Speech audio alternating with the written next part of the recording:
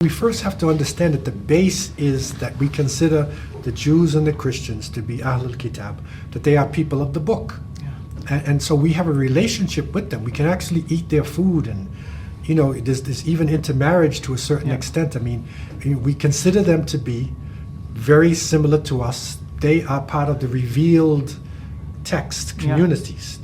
Yeah. And so it is the people of the book. Mm-hmm. So there's no natural animosity against the people of the book. Secondly, we have to historically understand that Prophet Muhammad, peace and blessings be upon him, he made a treaty when he set up Medina, as a city-state.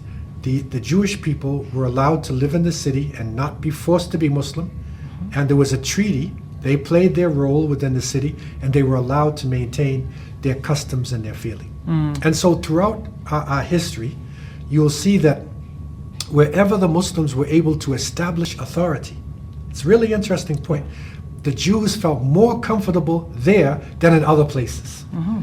I mean, before just to add to it, before the opening up of Al-Aqsa, the Romans have banned the Jews from the Masjid Al-Aqsa, right? For That's right. Almost 800 years. That's a long time. And then you also find it's an interesting phenomenon because, I studied deeply into the history of Spain and Portugal, Al-Andalus, and found that around 586 BC, there was a group of Jewish people who were driven out of their land by Nebuchadnezzar. Mm. Right, so this is the Assyrians, who the Babylonians who came in, and so the Jews migrated to Spain in 586 BC, and they established themselves and continued their generations.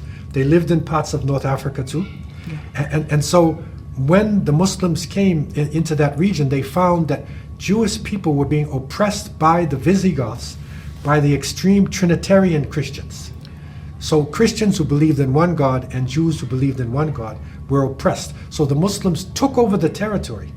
And it's said that when Tariq ibn Ziyad, rahimahullah, in 711 came across that, it was the areas controlled by the Jews, and every city had a fortress, they would open up the gates.